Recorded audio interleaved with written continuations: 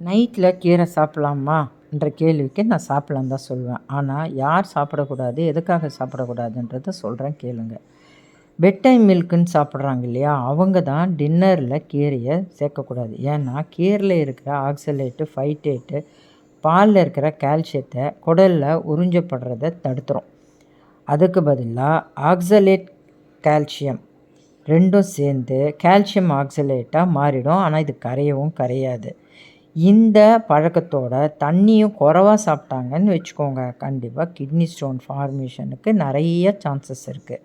அதனால் இரவு பால் குடிக்கிறவங்க கண்டிப்பாக கீரையை சாப்பிடக்கூடாது.